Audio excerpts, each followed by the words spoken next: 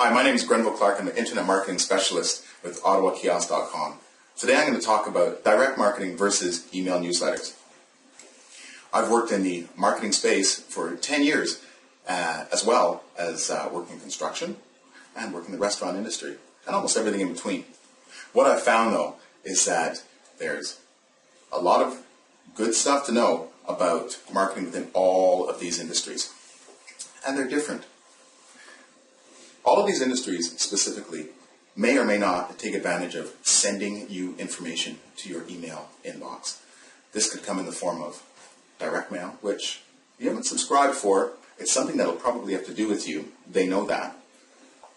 Or subscribed information that maybe you've been at a trade show, maybe you've entered a contest, and you now get an email newsletter. But let's look at how both of those work really quickly. Direct email, they'll send you information. If it's coming to your home, which would be your home email address, the likelihood is it's going to be information that you might want to apply in that space. So it could be flooring, it could be windows, and we all see it come in. This information often has to do with us fairly directly with our home, and it's offering some kind of deal. It might even be a coupon. But how do we accept that? Do we want this information? It's been pushed on us. It's been given to us. A lot of us feel maybe a little bit disdain towards this information. Some people accept it willingly, and it depends on really your personality. It also depends on what you're doing at the time. If you're renovating, getting some information about decks or about painting might be a great idea. If that's not what you're doing, maybe you're going to be hitting the delete button. On the other hand, there's subscribed information that comes to you. It might come in the form of an email newsletter, and it's often around a topic that you're interested in. I know I get a golf email newsletter, and it's about information that I want to know. Yes, of course, there's going to be subscriptions that go along with that, or there might be deals on playing golf, with friends, or they'll include a cart or coupons of some sort. But for the most part, I don't mind getting that email. Just because you start getting an email newsletter that you subscribe to doesn't mean you necessarily want to keep getting it.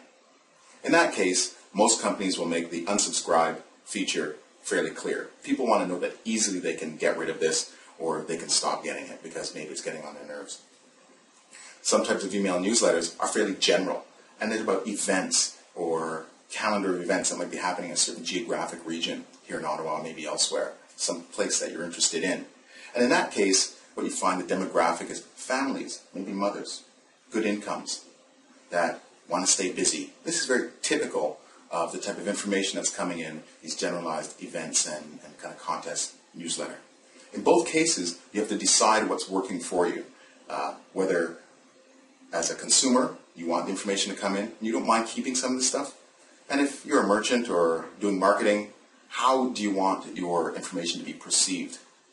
If you're sending direct mail, you got to understand that you are, in a certain sense, imposing or encroaching on somebody's space or time, or basically just filling up their email box. How much do we like that? If somebody's subscribed to your email newsletter and you want to keep those subscriptions going, you've got to keep your content relevant. You've got to include something that you can give back, like coupons or contests, and you've got to keep the information lively and relevant.